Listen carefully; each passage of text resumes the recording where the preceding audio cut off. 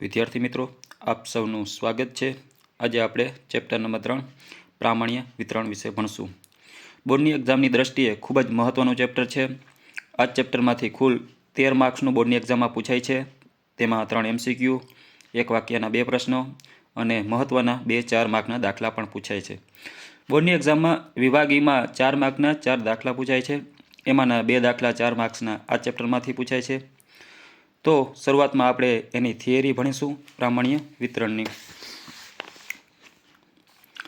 તો પહેલાં સતત યાદચ્છિક ચલ। તો સતત યાદચ્છિક ચલ કોને કહેવાય? જે યાદચ્છિક ચલ x એ વાસ્તવિક સંખ્યાઓના ગણ r અથવા તેના કોઈપણ અંતરાલમાં કોઈપણ કિંમત ધારણ કરી શકે તેમ હોય તો તેવા ચલને સતત યાદચ્છિક ચલ કહેવાય છે। એટલે કે યાદચ્છિક ચલ એ વાસ્તવિક સંખ્યાઓ, જે વાસ્તવિક સંખ્યાનો ગણ છે એમાંની કોઈ એક સંખ્યા અથવા તેના કોઈપણ અંતરાલ, ઓકે, કોઈપણ અંતરાલ, તમને ખબર જ હશે વિદ્યાર્થી મિત્રો કે સતત ચલની કિંમત કોઈ પણ અંતરાલની વચ્ચે હોય છે, જે સામાન્ય રીતે વર્ગમાં માહિતી આપેલી હોય છે। 0 થી 10, 10 થી 20 એવા કોઈ અંતરાલમાં કોઈ પણ કિંમત ધારણ કરી શકે। એટલે કોઈ પણ વર્ગની અંદર જે અંતરાલ હોય છે એ અંતરાલની અંદરની કોઈ પણ કિંમત ધારણ કરી શકે તો તેવા ચલને સતત યાદચ્છિક ચલ કહેવાય છે। અને ખાસ કરીને સતત યાદચ્છિક ચલની માહિતી એકમમાં હોય, કિલોમીટર, કેજી કે એ રીતે એકમમાં આપેલી હોય છે અને કોઈ પણ અંતરાલની વચ્ચેની કિંમત આપેલી હોય છે તો તેને સતત યાદચ્છિક ચલ હોય છે। કોઈ નિશ્ચિત કિંમત ન હોય, નિશ્ચિત કિંમત આપેલી હોય તો તેને અસતત યાદચ્છિક ચલ કહેવાય। અને સતત યાદચ્છિક ચલમાં શું હોય કે કોઈ પણ કિંમત આપેલી હોય તે કોઈ નિશ્ચિત અંતરાલની અંદર આપેલી હોય છે, એની અંદર કોઈ કિંમત ધારણ કરતી હોય છે તો તેને સતત યાદચ્છિક ચલ કહેવામાં આવે છે। પછી આગળ સંભાવના ઘટત્વ વિધેય। ચલો એમાં જોઈએ કે સંભાવના ઘટત્વ વિધેય કોને કહેવાય। સતત યાદચ્છિક ચલની કિંમત કોઈ એક નિશ્ચિત અંતરાલની વચ્ચે હોવાની સંભાવના મેળવવાના વિધેયને તે ચલનું સંભાવના ઘટત્વ વિધેય કહે છે। એટલે કે સતત યાદચ્છિક ચલની કોઈ પણ કિંમત છે એ કોઈ એક નિશ્ચિત અંતરાલ, એટલે 10 થી 20, 20 થી 30 એવા કોઈ નિશ્ચિત અંતરાલની વચ્ચે હોય તેની સંભાવના મેળવવાના વિધેયને તે ચલનું સંભાવના ઘટત્વ વિધેય કહે છે। તેને સામાન્ય તે સંકેતમાં f(x) વડે દર્શાવવામાં આવે છે અને તે સંભાવના ઘટત્વ વિધેય નીચેની 2 શરતોનું એ સમાધાન કરે છે। તો 2 શરતો બહુ મહત્વની છે, ખૂબ જ 1 માર્કમાં પણ પૂછી શકાય એક્ઝામમાં કે કઈ 2 શરતોનું એ સમાધાન કરે છે। તો પહેલી શરત કે યાદચ્છિક ચલની કિંમત નિશ્ચિત અંતરાલમાં હોય તેની સંભાવના અનઋણ હોય છે।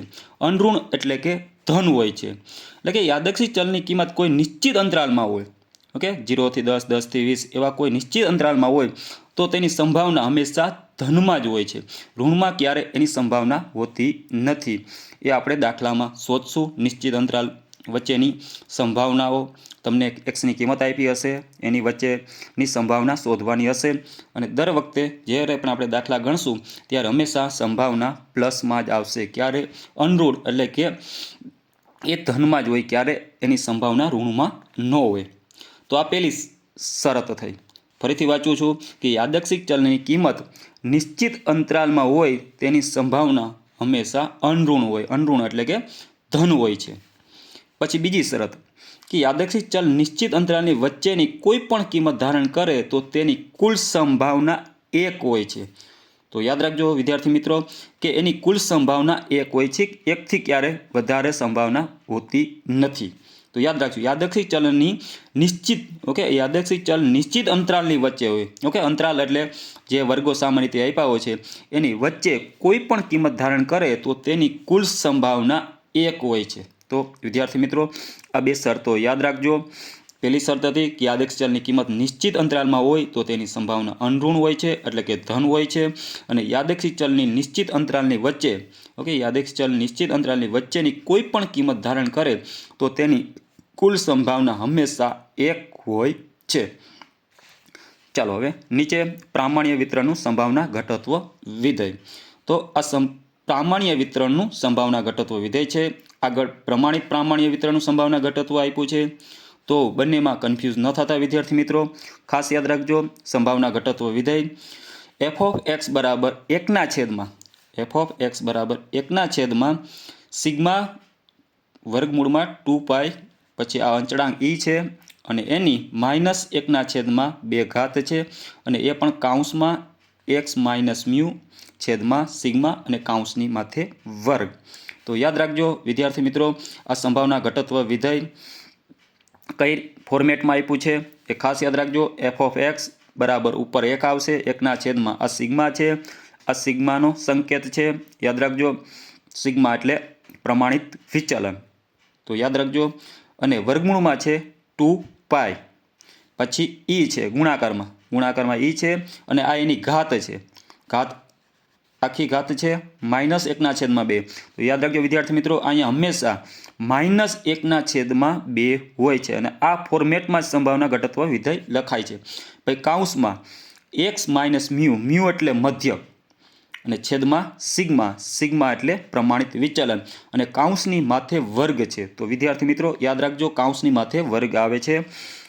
આખું ફોર્મેટ યાદ રાખજો. આના આધારે આપણે દાખલા ગણવાના નથી, કોઈ મોટા દાખલા નહીં ગણવાના થાય, પણ નાના દાખલા આવે છે. તો યાદ રાખજો, આ ફોર્મેટ ખાસ યાદ રાખજો. અને MCQમાં પણ ખાસ આવે છે સંભાવના ઘટત્વ વિધેયને લગતો એક પ્રશ્ન વારંવાર એક્ઝામમાં પૂછાય છે. તો આ ફોર્મેટ ખાસ યાદ રાખજો. એમાં x એટલે કે યાદચ્છિક ચલ xનું મૂલ્ય, xની કિંમત દાખલામાં આપી હશે એ xનું મૂલ્ય લખાશે. ઓકે, પછી એનું આપણે સંભાવના ઘટત્વ વિધેય શોધવાનું હોય. પછી મ્યુ એટલે કે પ્રામાણ્ય વિતરણનો મધ્યક. તો યાદ રાખજો, અહીંયા મધ્યકનો સંકેત છે મ્યુ એટલે પ્રામાણ્ય વિતરણનો મધ્યક. અને સિગ્મા એટલે કે પ્રામાણ્ય વિતરણનું પ્રમાણિત વિચલન. તો યાદ રાખજો, પ્રમાણિત વિચલનનો સંકેત છે સિગ્મા. પછી આ કિંમત પણ યાદ રાખજો, આ પાઈની કિંમત છે એ તો બધા તમે જાણતા જ હશો વિદ્યાર્થી મિત્રો, 3.1416. પરંતુ ઈની કિંમત ખાસ યાદ રાખજો, MCQ એક વાક્યમાં આવશે. તો ઈની કિંમત છે 2.7183. 2.7183 ઈની કિંમત પરીક્ષામાં આવી શકે કે એની કિંમત. પછી આને ઇન્ફિનિટી કહેવાય, -∞ x +∞. તો આ ઇન્ફિનિટી બતાવે છે કે આપણે આવૃત્તિ વક્રમાં જોશું કે સંભાવના છે માઇનસમાં હોઈ શકે અને પ્લસમાં પણ હોઈ શકે. એક બાજુ પ્લસમાં સંભાવના લખાશે અને એક બાજુ માઇનસમાં સંભાવના લખાશે. તો યાદ રાખજો, આ સંભાવના ઘટત્વ વિધેય છે એનું ખાસ આ ફોર્મેટ યાદ રાખજો. -1/2 લખાશે આગળ, અને કાઉન્સની ઉપર વર્ગ આવશે, કાઉન્સમાં x - મ્યુ છેદમાં સિગ્મા, અને અહીંયા છેદમાં પણ સિગ્મા આવશે, વર્ગમાં 2π ઉપર 1 રહેશે. તો આ ફોર્મેટ ખાસ યાદ રાખજો.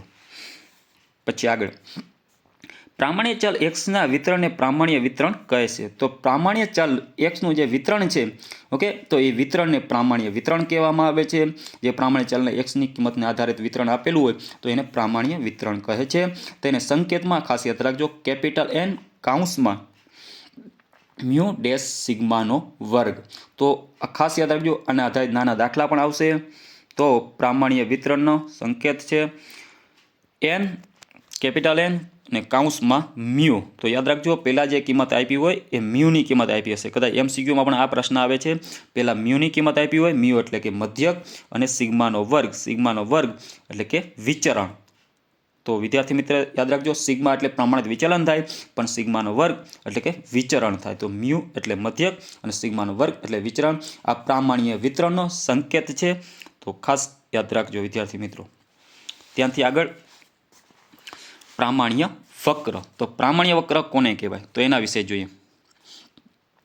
પ્રામાણ્ય ચલ xની જુદી જુદી કિંમતોનું અનુરૂપ, ઓકે, જુદી જુદી કિંમતોને અનુરૂપ સંભાવના ઘટત્વ વિધેયને f(x)ની કિંમતો મેળવી જે વક્ર દોરવામાં આવે છે તેને પ્રામાણ્ય વક્ર કહેવામાં આવે છે. પ્રામાણ્ય વક્ર સંપૂર્ણ ઘંટાકાર હોય છે. તો વિદ્યાર્થી મિત્રો યાદ રાખજો કે પ્રામાણ્ય વક્ર હંમેશા સંપૂર્ણ ઘંટાકાર હોય છે. ફરીથી જોઈએ કે પ્રામાણ્ય ચલ xની જે જુદી જુદી કિંમતોનું અનુરૂપ, ઓકે, જુદી જુદી કિંમતો હોય એનું અનુરૂપ સંભાવના આપણે ઘટત્વ વિધેય મેળવશું f(x)ની કિંમતોને પછી આપણે વક્ર દોરી અને વક્રોમાં એ દર્શાવવામાં આવે છે. તો જુદી જુદી કિંમતો મેળવી જે વક્ર દોરવામાં આવે છે તેને પ્રામાણ્ય વક્ર કહેવામાં આવે છે. અને ખાસ વિદ્યાર્થી મિત્રો યાદ રાખજો કે પ્રામાણ્ય વક્ર સંપૂર્ણ ઘંટાકાર હોય છે, જે નીચે આપ્યો છે. જો સંપૂર્ણ ઘંટાકાર છે, એકે છેડો ખેંચાયેલો નથી, જમણી બાજુનો કે ડાબી બાજુનો.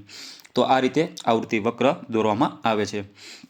આ બાજુ માઇનસ ઇન્ફિનિટી હોય, આ બાજુ પ્લસ ઇન્ફિનિટી, એટલે કે આ બાજુ જે પણ એક્સની કિંમતો હશે પ્લસ મળશે આપણે તો એ આ બાજુ દર્શાવવાનું હશે, અને એક્સની કિંમતો માઇનસ મળશે એટલે કે એક્સની આધારે આપણે ઝેડની કિંમત મેળવશું, અને એ કિંમત માઇનસમાં આવે તો આ બાજુ દર્શાવવાનું હોય, અને પ્લસમાં આવે તો આપણે આ બાજુ દર્શાવશું, અને અહીંયા હંમેશા 0 હોય છે.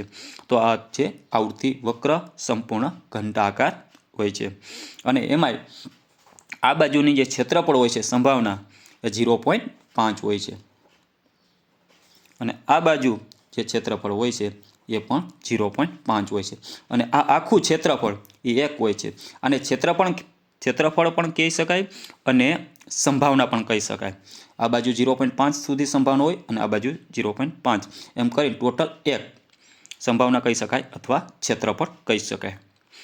પછી આગળ, જો યાદચ્છિક ચલ x એ મધ્યક મ્યુ, જો યાદચ્છિક ચલ x એ મધ્યક મ્યુ અને પ્રમાણિત વિચલન સિગ્મા વાળો પ્રામાણ્ય ચલ હોય તો યાદચ્છિક ચલ z બરાબર x માઇનસ મ્યુ છેદમાં સિગ્માને પ્રામાણ્ય ચલ કહેવામાં આવે છે. તો આ વ્યાખ્યા આપી છે પ્રામાણ્ય ચલની, કે પ્રામાણ્ય ચલ કોને કહેવાય, કે જો યાદચ્છિક ચલ x એ મધ્યક મ્યુ અને પ્રમાણિત વિચલન સિગ્મા વાળો પ્રામાણ્ય ચલ હોય તો યાદચ્છિક ચલ z બરાબર, તો યાદ રાખજો વિદ્યાર્થી મિત્રો, આ z નું સૂત્ર છે, આપણે બધા જ દાખલામાં આનો ઉપયોગ કરશું, એટલે કે z બરાબર x માઇનસ મ્યુ, મ્યુ એટલે મધ્યક અને નીચે છેદમાં સિગ્મા ને પ્રામાણ્ય ચલ કહેવામાં આવે છે. હવે આગળ નીચે આપ્યું છે પ્રામાણ્ય વિતરણનું સંભાવના ઘટત્વ વિધેય. તો યાદ રાખજો પ્રામાણ્ય વિતરણનું સંભાવના ઘટત્વ વિધેય છે.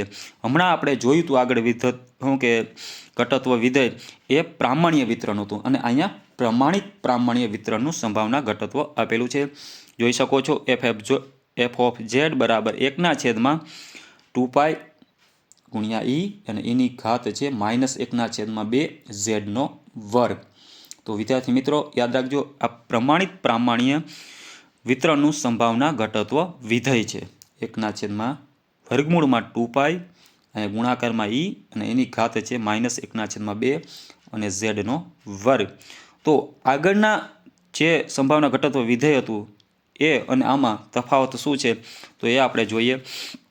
આગળ આપ્યું હતું અહીંયા સિગ્મા, અને અહીંયા સિગ્મા આપ્યો નથી. પ્રામાણ્ય વિતરણ વિધેયમાં અહીંયા સિગ્મા હોતો નથી, ત્યારે પ્રામાણ્ય વિતરણના સંભાવના ઘટત્વ વિધેયમાં નીચે છેદમાં છે એ સિગ્મા હોય છે. પછી આમાં જોઈએ તો -1/2 z² છે.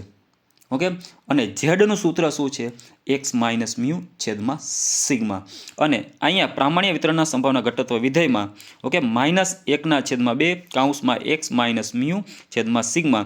તો આ સૂત્ર કોનું છે, ઝેડનું સૂત્ર છે. ઓકે, x માઇનસ મ્યુ છેદમાં સિગ્મા આ ઝેડનું સૂત્ર છે. તો આ સૂત્રની જગ્યાએ ઓકે અહીંયા પ્રામાણ્ય વિતરણમાં શું લખ્યું છે, ઝેડ લખ્યો.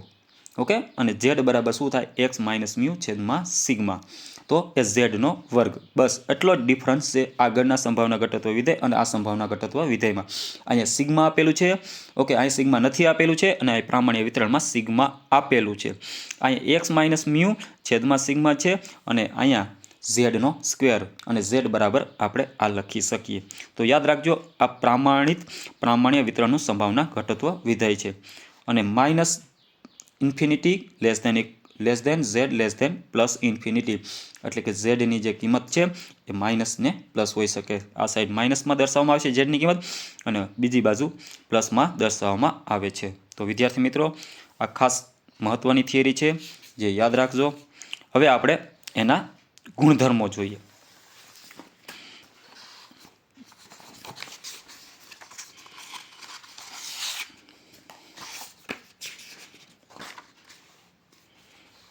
જો વિદ્યાર્થી મિત્રો બુકમાં આપ્યું છે, આ જે પ્રામાણ્ય વક્ર છે પ્રામાણ્ય વિતરણ એ સંપૂર્ણ ઘંટાકાર હોય છે. આ બાજુ પ્લસ ઇન્ફિનિટી એટલે પ્લસમાં જે ઝેડની કિંમતો આવે એ આ બાજુ દર્શાવશું. આપણે ઝેડનું જે આગળનું સૂત્ર જોયું એની મદદથી આપણે ઝેડની કિંમતો શોધશું. એક્સની કિંમતો આપી હશે એની મદદથી ઝેડની કિંમતો શોધશું અને ઝેડની કિંમતો ધારો કે પ્લસમાં આવે તો આપણે આ બાજુ દર્શાવશું અને ધારો કે ઝેડની કિંમત માઇનસ આવશે તો આપણે આ બાજુ દર્શાવશું અને અહીંયા ઝેડ બરાબર 0 હોય છે. પછી જો જે પ્રમાણિત પ્રામાણ્ય વિતરણનો વક્ર આપ્યો છે એમાં આ બાજુનું ક્ષેત્રફળ 0.5 હોય છે અને આ બાજુ પણ 0.5 અને આ આખું ક્ષેત્રફળ 1 હોય છે. તો કુલ ક્ષેત્રફળ યાદ રાખજો 1 હોય છે અને નીચે આપ્યું છે કે આ વક્ર અને એક્સ અક્ષ વચ્ચે આધારિત પ્રદેશનું કુલ ક્ષેત્રફળ એટલે કે સંભાવના પણ કહી શકાય કુલ ક્ષેત્રફળ 1 થાય. વિદ્યાર્થી મિત્રો આ ખાસ યાદ રાખજો, વારંવાર બોર્ડની એક્ઝામમાં પૂછાય છે કે કુલ ક્ષેત્રફળ કેટલું હોય. તો કુલ ક્ષેત્રફળ 1 હોય પ્લસ કે 0.5 પ્લસ 0.5 એટલે કુલ ક્ષેત્રફળ 1 હોય છે. પછી આ બધા આવૃત્તિ વક્ર આપ્યા છે ઉદાહરણના દાખલામાં, એ આપણે દાખલામાં જોશું. ઓકે, આ રીતે એક્સની કિંમતો આપી હશે એની ઝેડની કિંમતો મેળવશું અને ઝેડની કિંમતો પ્લસ આવશે તો આ બાજુ દર્શાવવાની, માઇનસ આવશે તો આ બાજુ દર્શાવશું. એની મદદથી આપણે ક્ષેત્રફળ શોધશું અલગ અલગ કિંમતો માટેનું. ચાલો હવે આપણે ગુણધર્મો જોઈએ, જો બહુ ખૂબ જ મહત્ત્વના છે. પ્રામાણ્ય વિતરણના ગુણધર્મો, પછી પ્રમાણિત પ્રામાણ્ય વિતરણના ગુણધર્મો પણ આપ્યા છે. તો પ્રામાણ્ય વિતરણના કેટલાક અગત્યના ગુણધર્મો નીચે મુજબ છે. એમાં પહેલો ગુણધર્મ છે કે આ વિતરણ સતત યાદચ્છિક ચલનું સંભાવના વિતરણ છે. તો વિદ્યાર્થી મિત્રો ખાસ યાદ રાખજો, જે આ વિતરણ આપ્યું છે એ સતત યાદચ્છિક ચલ માટેનું છે. આપણે અસતત યાદચ્છિક ચલનું માટેનું સંભાવના વિતરણ આગળના ચેપ્ટરમાં આપેલું છે. અસતત સંભાવના વિતરણ એમાં આપણે સૂત્રની મદદથી દાખલા પણ ગણેલ છે. NX P ઓકે NCX ગુણ્યા P ગુણ્યા Q ઓકે એની n-1 ઘાત ઓકે n-x ઘાત એના વિશે આપણે જે સૂત્રની મદદથી દાખલા પણ આગળના ચેપ્ટરમાં ગણેલ છે. એ અસતત સંભાવના વિતરણનું સૂત્ર હતું. અહીંયા સતત યાદચ્છિક ચલનું સંભાવના વિતરણ આ પ્રામાણ્ય વિતરણ છે દર્શાવે છે. તો યાદ રાખજો કે આ વિતરણ સતત યાદચ્છિક ચલનું સંભાવના વિતરણ છે. પહેલો ગુણધર્મ. બીજો ગુણધર્મ મ્યુ અને સિગ્મા તેના પ્રાચલો છે. તો યાદ રાખજો પ્રામાણ્ય વિતરણના પ્રાચલો કયા કયા છે તો કે મ્યુ અને સિગ્મા. મ્યુ એટલે મધ્યક, સિગ્મા એટલે પ્રમાણિત વિચલન. આ સંકેત પણ યાદ રાખજો, એક માર્કમાં પરીક્ષામાં પૂછી શકાય કે પ્રામાણ્ય વિતરણના પ્રાચલો કયા કયા છે. તો મ્યુ એટલે કે મધ્યક અને સિગ્મા છે જે અનુક્રમે વિતરણનું મધ્યક અને પ્રમાણિત વિચલન દર્શાવે છે. તો ખાસ યાદ રાખજો. પછી ત્રીજો ગુણધર્મ છે કે આ વિતરણ મ્યુને સાપેક્ષ સમિત છે અને તેની વિષમતા શૂન્ય હોય છે. એટલે કે આનો પ્રામાણ્ય વક્ર આપણે જોયો તો એ સંપૂર્ણ ઘંટાકાર છે. ઓકે, સંપૂર્ણ ઘંટાકાર હોય તો એનો અર્થ એવો થાય કે આપેલું આવૃત્તિ વિતરણ કેવું હોય, સમિત હોય છે. જે આપણે ધોરણ 11માં ભણી ગયા વિષમતાના ચેપ્ટરમાં કે વિષમતા 0 હોય તો એનો અર્થ એવો થાય કે આપણે આવૃત્તિ વિતરણ આપેલું એ સમિત છે, એક બાજુનો છેડો છે એ ખેંચાયેલો નથી અને વિષમતા શું હોય છે, શૂન્ય હોય છે. એટલે કે આ વિતરણ મ્યુને સાપેક્ષ સમિત છે એટલે કે એનો વક્ર છે સંપૂર્ણ ઘંટાકાર છે અને એની વિષમતા શૂન્ય હોય છે. પછી ચોથો ગુણધર્મ છે કે આ વિતરણ માટે મધ્યક, મધ્યસ્થ અને બહુલકની કિંમત સમાન હોય છે. ઓકે, તો ખાસ યાદ રાખજો, આવું 11મા ધોરણમાં પણ આપણે ભણી ગયા કે સમિત આવૃત્તિ વિતરણ હોય તો મધ્યક, મધ્યસ્થ અને બહુલકની કિંમત હંમેશા કેવી હોય, સરખી હોય, સમાન હોય છે. જેને સંકેતમાં ઓકે મ્યુ એટલે કે મધ્યક બરાબર m એટલે મધ્યસ્થ અને mo એટલે કે બહુલક થાય. એટલે કે આ ત્રણેયની કિંમત શું હોય છે, સરખી હોય છે, સમાન હોય છે. ખાસ યાદ રાખજો વિદ્યાર્થી મિત્રો. પાંચમો ગુણધર્મ છે કે આ વિતરણમાં ચતુર્થકો મધ્યસ્થથી સમાન અંતરે હોય છે. એટલે કે આ વિતરણમાં ચતુર્થકો એટલે Q3 અને Q1 એ મધ્યસ્થ એટલે કે m થી સમાન અંતરે હોય છે. એટલે કે એને સંકેતમાં આ રીતે દર્શાવાય કે Q3 - m બરાબર m - Q1 એટલે કે ચતુર્થકો મધ્યસ્થથી સમાન અંતરે હોય છે. અને mનું સૂત્ર છે, મધ્યસ્થનું સૂત્ર છે Q3 + Q1 ભાગ્યા 2. તો વિદ્યાર્થી મિત્રો યાદ રાખજો, ઘણા બધા નાના દાખલા આવશે મધ્યસ્થ શોધવા માટેના. તમને પૂછ્યું હશે મધ્યક શોધવાનું તો મધ્યક બરાબર m થાય, m બરાબર mo થાય અને મધ્યસ્થનું સૂત્ર છે યાદ રાખજો વિદ્યાર્થી મિત્રો કે m બરાબર Q3 + Q1 ભાગ્યા 2. તો તમને ચતુર્થકો દાખલામાં આપ્યા હોય તો મધ્યસ્થ મળી જાય અને મધ્યસ્થની મદદથી મધ્યક પણ મળી જાય. આવા નાના દાખલા છે આગળ સ્વાધ્યાયમાં, તો યાદ રાખજો વિદ્યાર્થી મિત્રો. પછી આગળ આ વિતરણનો સંભાવના વક્ર સંપૂર્ણ ઘંટાકાર હોય છે. તો આ પણ એક મહત્વનો ગુણધર્મ છે કે એનો જે વક્ર દોરીએ એ સંપૂર્ણ ઘંટાકાર હોય છે, એકે બાજુ ખેંચાયેલી હોતી નથી. પછી પ્રામાણ્ય વક્રના બંને છેડા લંબાવતા તે એક્સ અક્ષની નજીક જાય છે, પરંતુ એક્સ અક્ષને સ્પર્શતા નથી. તો પ્રામાણ્ય વક્રના બંને જે છેડા છે, બંને બાજુ, એને આપણે લંબાવતા જઈએ, ઓકે, તો એક્સ અક્ષની નજીક જાય પરંતુ એક્સને સ્પર્શતા નથી. જો અહીં આકૃતિ આપી છે અલગ અલગ, આ બધી પ્રામાણ્ય વક્રની આકૃતિ છે, અલગ અલગ રીતે દર્શાવેલી છે. ઉદાહરણ દાખલા તરીકે તો સામાન્ય રીતે આપણે સમજીએ તો એક આ પ્રામાણ્ય વક્ર છે, ઓકે, જો એની બાજુ છે, આ બાજુ અને આ બાજુ એ ખેંચાયેલા છે. જો આ છેડા છે એ ખેંચાયેલા છે. એ ક્યારે આ જે રેખા નીચે આપી છે એ એક્સ અક્ષ છે અને એને ક્યારે સ્પર્શતા નથી. એની નજીક જાય છે, તમે જોઈ શકો છો, એની નજીક જાય છે, પણ એ બે ક્યારે સ્પર્શતા નથી. જો આ બાજુ પણ એ રીતે આને ખેંચતા, ઓકે, એની નજીક જાય છે એક્સ રેખાની, પણ ક્યારે એ એક્સ અક્ષને સ્પર્શતા નથી. તો યાદ રાખજો, જ્યારે પણ આપણે આ દાખલામાં આવી આકૃતિ દોરશું વક્રની, તો યાદ રાખજો આ છેડા ક્યારે સ્પર્શવા ન જોઈએ. એ રીતે છે આકૃતિ દોરવાની રહેશે. ક્યારે આ બંને છેડા એ રેખાને સ્પર્શતા હોવા જોઈએ નહીં. તો યાદ રાખજો વિદ્યાર્થી મિત્રો. ત્યાંથી આગળ જોઈએ તો આ વિતરણના અંતિમ ચતુર્થકો. અંતિમ ચતુર્થકો એટલે કે Q1 અને Q3, એને અંતિમ ચતુર્થકો કહેવાય અને એની અંદાજિત કિંમતો નીચેના સૂત્રોથી મેળવી શકાય. તો Q1 અને Q3 શોધવા માટેના સૂત્રો આપ્યા છે.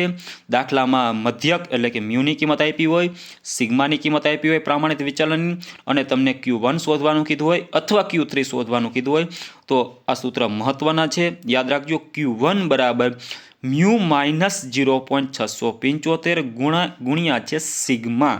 તો યાદ રાખજો, મ્યુ માઇનસ 0.675 ગુણ્યા સિગ્મા આ Q1નું સૂત્ર છે. અને એના જેવું જ Q3નું સૂત્ર છે. Q3 બરાબર મ્યુ પ્લસ, અહીંયા માઇનસ હતું, અહીંયા પ્લસ છે, 0.675 ગુણ્યા સિગ્મા. તો યાદ રાખજો, અહીંયા માઇનસ થાય Q1માં અને અહીં પ્લસ થાય છે. આગળ મ્યુ છે મધ્યક, અહીંયા મ્યુ છે, અહીંયા 0.675 છે, અહીંયા 0.675 છે, ગુણાકારમાં પણ સિગ્મા છે. તો યાદ રાખજો, નાના દાખલામાં આવશે Q1 અને Q3ના આ બંને સૂત્ર છે, મ્યુ માઇનસ 0.675 ગુણ્યા સિગ્મા અને મ્યુ પ્લસ 0.675 સિગ્મા Q3નું સૂત્ર છે. તો આ બંને Q1 અને Q3ના સૂત્ર યાદ રાખજો વિદ્યાર્થી મિત્રો. હવે નવમો ગુણધર્મ આપ્યો છે કે આ વિતરણનું ચતુર્થક વિચલન બરાબર 2/3 ગુણ્યા સિગ્મા અને લગભગ એટલે કે અંદાજિત કિંમત છે ચતુર્થક વિચલનની. ચતુર્થક વિચલન વિશે આપણે 11મા ધોરણમાં ભણી ગયા, જેને QDના સંકેત વડે દર્શાવવામાં આવે છે. અને એનું સૂત્ર 11 ધોરણમાં આપણે ભણી ગયા, Q3 માઇનસ Q1 ભાગ્યા 2, જે 11મા ધોરણમાં ભણી ગયા એનું સૂત્ર છે. અહીંયા આપણે હવે આ ચેપ્ટરમાં ભણશું ચતુર્થક વિચલનનું સૂત્ર. તો યાદ રાખજો, 2/3 ગુણ્યા સિગ્મા, ઓકે, 2/3 ગુણ્યા સિગ્મા આ ચતુર્થક વિચલનનું સૂત્ર છે. પછી 10મો ગુણધર્મ છે આ વિતરણનું સરેરાશ વિચલન 4/5 ગુણ્યા સિગ્મા લગભગ એટલે અંદાજિત છે. તો સરેરાશ વિચલન વિશે પણ આપણે ધોરણ 11માં ભણી ગયા છે, જેનું સૂત્ર આપણે આવતું MD વાળું. તો અહીંયા સરેરાશ વિચલનનું સૂત્ર છે 4/5 ગુણ્યા સિગ્મા. તો આ બંને સૂત્ર ખાસ મહત્વના છે, પરીક્ષામાં આવશે, MCQમાં આવશે, નાના દાખલામાં પણ આવી શકે, ઓકે. તો ચતુર્થક વિચલનનું સૂત્ર છે 2/3 ગુણ્યા સિગ્મા અને સરેરાશ વિચલન એટલે 4/5 ગુણ્યા સિગ્મા. જો સિગ્મા ગુણાકારમાં આવશે, ઓકે, અહીંયા 2/3 છે, અહીંયા 4/5 છે. તમે એ રીતે પણ યાદ રાખી શકો કે ચતુર્થક વિચલન એટલે 2/3, સરેરાશ વિચલન એટલે 4/5 ગુણાકારમાં સિગ્મા. તો આ બંને સૂત્રો ખાસ યાદ રાખજો. પછી મહત્વના મુદ્દા આપ્યા છે કે પ્રામાણ્ય વક્ર માટેના મહત્વના ક્ષેત્રફળ નીચે મુજબ છે. તો વિદ્યાર્થી મિત્રો, આ ક્ષેત્રફળ ખાસ યાદ રાખવા પડશે. દાખલા પણ આવશે આના આધારે અને MCQમાં પણ પૂછાય છે, 1 માર્કમાં પણ પૂછાય છે કે પ્રામાણ્ય વક્ર માટેના મહત્વના ક્ષેત્રફળ નીચે મુજબ છે. તો પેલો એમાં ગુણધર્મ છે, પેલો એમાં ક્ષેત્રફળ આપ્યું છે કે પ્રામાણ્ય વક્ર હેઠળનું કુલ ક્ષેત્રફળ 1 છે, જે આપણે આગળ જોઈ ગયા કે એક બાજુ 0.5 એક બાજુ 0.5 એટલે કુલ થાય 1 હોય છે. x બરાબર મ્યુ આગળની શિરોનામ રેખાની બંને તરફના ક્ષેત્રફળની કિંમત 0.5 છે. એ તો આપણે હમણાં જોયું હતું વિદ્યાર્થી મિત્રો કે સિલોલેમ રેખાની બંને તરફના ઓકે એટલે કે બંને બાજુ જો I 0.5 હોય આખું અહીંથી ઇન્ફિનિટીથી -ઇન્ફિનિટી 0 સુધી 0.5 અને 0 થી +ઇન્ફિનિટી એટલે I 0.5 હોય છે અને I 0.1 હોય છે અને આ કુલ એક ક્ષેત્રફળ હોય છે. તો યાદ રાખજો વિદ્યાર્થી મિત્રો. હવે બીજું ક્ષેત્રફળ આપ્યું છે આગળ કે વક્રની શિરોલંબ રેખાઓ મ્યુ માઇનસ સિગ્મા અને મ્યુ પ્લસ સિગ્મા વચ્ચે આવેલા પ્રદેશનું ક્ષેત્રફળ 0.6826 છે. એટલે કે વક્રના મ્યુ પ્લસ માઇનસ સિગ્મા વચ્ચે આવતા પ્રદેશનું કુલ ક્ષેત્રફળ એટલે કે વચ્ચેનું ક્ષેત્રફળ 0.6826 છે એમ કહી શકાય. તો આ પણ યાદ રાખજો વિદ્યાર્થી મિત્રો. મ્યુ માઇનસ સિગ્માથી મ્યુ પ્લસ સિગ્મા વચ્ચે આવેલું ક્ષેત્રફળ યાદ રાખજો 0.6826 છે. તો વિદ્યાર્થી મિત્રો યાદ રાખજો આ ક્ષેત્રફળ 0.6826 છે. એટલે કે વક્રના મ્યુ પ્લસ માઇનસ એટલે કે મ્યુ માઇનસ સિગ્માથી મ્યુ પ્લસ સિગ્મા વચ્ચે આવતું જે ક્ષેત્રફળ છે તો એના વચ્ચેનું ક્ષેત્રફળ છે 0.6826 છે. પછી આગળ બીજો ગુણધર્મ કે વક્રની બીજો ક્ષેત્રફળ એના પછી નીચે કે વક્રની શિરોલંબ રેખાઓ મ્યુ માઇનસ 2 સિગ્મા અને મ્યુ પ્લસ 2 સિગ્મા વચ્ચે આવેલા પ્રદેશનું ક્ષેત્રફળ 0.9545 છે. તો વિદ્યાર્થી મિત્રો આ બે ક્ષેત્રફળ તો ખાસ યાદ રાખજો, બધી જગ્યાએ ઉપયોગી થશે. અહીંયા મ્યુ માઇનસ 2 સિગ્મા છે, મ્યુ પ્લસ 2 સિગ્મા છે, વચ્ચે આવેલા ક્ષેત્રફળ એની વચ્ચે આવેલું ક્ષેત્રફળ 0.9545 છે. અહીંયા મ્યુ માઇનસ સિગ્મા હતું, મ્યુ પ્લસ સિગ્મા હતું, એનું ક્ષેત્રફળ 0.6826. અહીંયા mu minus 2 sigma, mu plus 2 sigma, એનું વચ્ચે આવેલું ક્ષેત્રફળ 0.9545. પછી વક્ર શિરોલંબ રેખાઓ મ્યુ માઇનસ 3 સિગ્મા, જો અહીંયા 2 સિગ્મા હતું હવે 3 સિગ્મા, મ્યુ માઇનસ 3 સિગ્મા અને મ્યુ પ્લસ 3 સિગ્મા વચ્ચે આવેલાનું ક્ષેત્રફળ 0.9973 છે. યાદ રાખજો મ્યુ માઇનસ 3 સિગ્માથી મ્યુ પ્લસ 3 સિગ્મા વચ્ચે આવેલું ક્ષેત્રફળ એની વચ્ચે બંનેનું ક્ષેત્રફળ છે 0.9973 છે. યાદ રાખજો વિદ્યાર્થી મિત્રો. પછી એના પછી ક્ષેત્રફળ આપ્યું છે મ્યુ માઇનસ 1.96 સિગ્મા અને મ્યુ પ્લસ 1.96 વચ્ચે જે ક્ષેત્રફળ છે એ 0.95 છે. યાદ રાખજો કે વક્રની શિરોલંબ રેખાઓ mu minus 1.96 sigma mu plus 1.96 sigma વચ્ચે આવેલાનું ક્ષેત્રફળ 0.95 છે. તો અહીંયા માઇનસ પ્લસ બંને વચ્ચેનું ક્ષેત્રફળ 0.95 છે. અને એનાથી આગળ મ્યુ માઇનસ 2.575 સિગ્મા અને મ્યુ પ્લસ 2.575 સિગ્મા વચ્ચે આવેલું ક્ષેત્રફળ 0.99 છે. યાદ રાખજો વક્રની શિરોલંબ રેખાઓ મ્યુ માઇનસ 2.575 સિગ્મા અને મ્યુ પ્લસ 2.575 સિગ્મા વચ્ચે આવેલા પ્રદેશનું ક્ષેત્રફળ 0.99 છે. ખાસ યાદ રાખજો વિદ્યાર્થી મિત્રો. આ MCQમાં એક વખત બોર્ડની એક્ઝામમાં પૂછાઈ ગયેલો પ્રશ્ન છે કે મ્યુ માઇનસ 275 સિગ્માથી મ્યુ પ્લસ 2.75 સિગ્મા વચ્ચેનું ક્ષેત્રફળ 0.99 છે. તો આ ક્ષેત્રફળ યાદ રાખજો. મ્યુ માઇનસ થાય છે અને અહીંયા મ્યુ પ્લસ થાય છે. મ્યુ માઇનસ સિગ્મા હતું, mu minus 2 sigma, 3 sigma, 1.96 sigma અને 2.575 સિગ્મા વચ્ચેના ક્ષેત્રફળ છે. ખાસ યાદ રાખજો, ઉપયોગી થશે. પછી આપણે આગળ જોશું એના જેવો જ પોઈન્ટ છે પ્રમાણિત પ્રામાણ્ય વિતરણના ગુણધર્મો. આગળ આપણે જોઈ ગયા હતા એ પ્રામાણ્ય વિતરણના ગુણધર્મો હતા અને અહીંયા છે પ્રમાણિત પ્રામાણ્ય વિતરણના ગુણધર્મો. તો આ વિતરણ સતત યાદચ્છિક ચલ માટેનું વિતરણ છે. ઓકે, આ વિતરણ એ સતત યાદચ્છિક ચલ માટેનું વિતરણ છે. યાદ રાખજો વિદ્યાર્થી મિત્રો. અને આ વિતરણનો મધ્યક શૂન્ય અને પ્રમાણિત વિચલન 1 હોય છે. ખાસ યાદ રાખજો વિદ્યાર્થી મિત્રો. દાખલામાં આવશે, દાખલામાં નહીં પણ MCQમાં એક વાક્યમાં આવશે કે આ વિતરણનો મધ્યક છે એટલે કે મ્યુ એ હંમેશા શૂન્ય હોય છે અને પ્રમાણિત વિચલન સિગ્મા એટલે કે 1 એ હોય છે. પછી આ વિતરણ z બરાબર 0 ને સાપેક્ષ સમિત છે અને વિની વિષમતા શૂન્ય છે. તો આગળ જે રીતે આપ્યા હતા એ રીતે સેમ ગુણધર્મ છે કે z બરાબર 0 એ સાપેક્ષ સમિત છે અને એની વિષમતા શૂન્ય છે. પછી આ વિતરણનો સંભાવના વક્ર સંપૂર્ણ ઘંટાકાર છે અને તેના છેડાઓ xને સ્પર્શતા નથી. તો એના વિશે પણ આગળ જોઈ ગયા હતા આપણે ગુણધર્મો, સેમ એના જેવા જ ગુણધર્મો છે.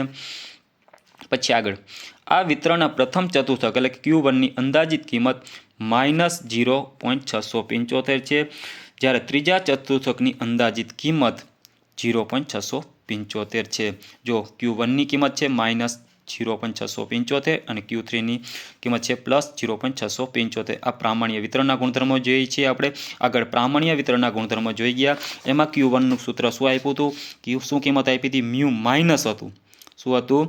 મ્યુ -0.675 ગુણ્યા સિગ્મા હતું અને મ્યુ +0.675 ગુણ્યા સિગ્મા હતું Q1 અને Q3ની કિંમત। અને આપણે આ પ્રામાણ્ય વિતરણના ગુણધર્મોમાં Q1 અને Q3ની કિંમત આપી છે।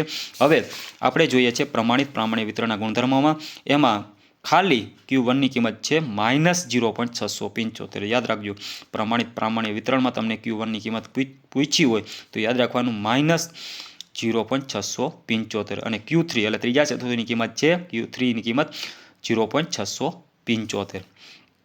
પછી આ વિતરણ માટે ચતુર્થક વિચલનની કિંમત બરાબર 2/3। જો આગળ આપી હતી કિંમત એના જેવી જ છે। ચતુર્થક વિચલનની કિંમત અહીંયા છે 2/3 અને સરેરાશ વિચલન, ઓકે, આ વિતરણ માટે સરેરાશ વિચલનની અંદાજિત કિંમત છે 4/5। તો આ પ્રમાણિત પ્રામાણ્ય વિતરણમાં ચતુર્થક વિચલનની કિંમત છે 2/3 અને સરેરાશ વિચલનની કિંમત 4/5। જ્યારે પ્રામાણ્ય વિતરણમાં આપણે જોયું તો હમણાં ચતુર્થક વિચલનની કિંમત હતી 2/3 ગુણ્યા સિગ્મા હતું। તો જ્યારે પ્રામાણ્ય વિતરણમાં સિગ્મા શું જાય છે? નીકળી જાય છે। તો ચતુર્થક વિચલનમાં પ્રામાણ્ય વિતરણમાં ચતુર્થક વિચલનની કિંમત 2/3 ગુણ્યા સિગ્મા છે, જ્યારે સરેરાશ વિચલનની કિંમત 4/5 ગુણ્યા સિગ્મા છે। એ સિગ્મા અહીંયા નીકળી જશે। અહીંયા ખાલી 2/3 અને 4/5 છે। તો યાદ રાખજો, પરીક્ષામાં પૂછ્યું હોય કે પ્રમાણિત પ્રામાણ્ય વિતરણમાં ચતુર્થક વિચલનની કિંમત, તો ખાલી 2/3 આવશે, સિગ્મા નહીં આવે। અને સરેરાશ વિચલનની અંદાજિત કિંમત પૂછી તો 4/5 આવશે અને સિગ્મા આવશે નહીં। પછી આગળ જે રીતે આપ્યા હતા એ રીતે ક્ષેત્રફળ નીચે આપ્યા છે એ જ રીતે છે। તો એમાં ક્ષેત્રફળ જોઈએ કે પ્રમાણિત વક્ર માટેના મહત્વના ક્ષેત્રફળ। તો પ્રામાણ્ય વક્ર હેઠળનું કુલ ક્ષેત્રફળ 1 હોય છે, જે આપણે જોઈ ગયા છે। એ રીતે જ આપ્યું છે કે પ્રામાણ્ય વક્ર હેઠળનું કુલ ક્ષેત્રફળ 1 છે અને z બરાબર 0 શિરોલંબ રેખાથી બંને બાજુનું ક્ષેત્રફળ 0.5 હોય છે। એટલે કે બંને બાજુ 0.5 હોય છે અને કુલ ક્ષેત્રફળ 1 હોય છે। આ રીતે આવૃત્તિ વક્ર આપ્યો હોય તો। પછી બીજું, વક્રની શિરોલ રેખાઓ z બરાબર -1 અને z બરાબર +1 વચ્ચે આવેલું પ્રદેશનું ક્ષેત્રફળ 0.6826 છે। તો -1 ને +1, z બરાબર -1 અને z બરાબર +1 વચ્ચેનું ક્ષેત્રફળ 0.6826 છે। એટલે કે વક્રની શિરોલ રેખાઓ z બરાબર ±1 ની વચ્ચે આવેલું ક્ષેત્રફળ 0.6826 છે। તો +1 ને -1, ઝેડની કિંમત +1 -1 ની વચ્ચેનું ક્ષેત્રફળ 0.6826 છે। જે આગળ હતું એ રીતે એના જેવું સેમ ક્ષેત્રફળ છે। અહીંયા શું હતું? મ્યુ માઇનસ સિગ્માથી મ્યુ પ્લસ સિગ્મા છે અને અહીંયા ઝેડ +1 ને -1, ઓકે, -1 થી +1 વચ્ચેનું ક્ષેત્રફળ છે 0.6826, સેમ એ જ ક્ષેત્રફળ છે। પછી બીજું ક્ષેત્રફળ આવ્યું છે z બરાબર -2 થી z બરાબર +2 વચ્ચેનું ક્ષેત્રફળ 0.9545 છે। z બરાબર -2 થી +2 વચ્ચે આવેલું પ્રદેશનું ક્ષેત્રફળ 0.9545 છે। એ રીતે z બરાબર -3 થી z બરાબર +3 વચ્ચે આવેલું ક્ષેત્રફળ 0.9973 છે। એ રીતે z બરાબર -1.96 થી z બરાબર +1.96 વચ્ચે આવેલું ક્ષેત્રફળ પ્રદેશનું ક્ષેત્રફળ 0.95 છે। એ જ રીતે z બરાબર -2.575 અને z બરાબર +2.75 વચ્ચે આવેલું પ્રદેશનું ક્ષેત્રફળ 0.99 છે। તો યાદ રાખજો વિદ્યાર્થી મિત્રો, આ બધા ક્ષેત્રફળ આપ્યા। -2 થી +2 નું ક્ષેત્રફળ 0.9545, z બરાબર -3 થી +3 વચ્ચેનું ક્ષેત્રફળ 0.9973, z બરાબર -1.96 થી +1.96 વચ્ચેનું ક્ષેત્રફળ 0.95, z બરાબર -2.575 થી +2.575 વચ્ચેનું ક્ષેત્રફળ 0.99 છે। તો વિદ્યાર્થી મિત્રો, ખાસ આ બધા ગુણધર્મો યાદ રાખજો। બસ એટલી જ થિયરી છે સમજવા માટે અને પરીક્ષાની દ્રષ્ટિએ ખૂબ જ મહત્ત્વની થિયરી છે। એના ગુણધર્મો મહત્ત્વના ખાસ યાદ રાખજો। પ્રામાણ્ય વિતરણના ગુણધર્મો અને પ્રામાણ્ય વિતરણના ગુણધર્મો, એમાં ખાસ ચતુર્થકો યાદ રાખજો। આ સૂત્ર મધ્યસ્થનું અને ત્રણેયની કિંમત સરખી હોય છે। ચતુર્થક વિચલન, સરેરાશ વિચલન અને ક્ષેત્રફળો ખાસ યાદ રાખજો। પ્રામાણ્ય વિતરણના ગુણધર્મો ખાસ બહુ મહત્ત્વના, ખૂબ જ અગત્યના છે। ત્યાંથી આગળ દાખલા આપ્યા છે, ઉદાહરણ દાખલા છે। એના પછીના વિડીયોમાં આપણે સ્વાધ્યાયના દાખલા જોશું। તો વિદ્યાર્થી મિત્રો, જો તમને આ થિયરી પસંદ આવી હોય તો લાઈક કરજો, કોમેન્ટ કરજો અને આ ચેનલને ખાસ સબસ્ક્રાઈબ કરજો. થેન્ક યુ વિદ્યાર્થી મિત્રો. આપ સૌનો ખૂબ ખૂબ આભાર.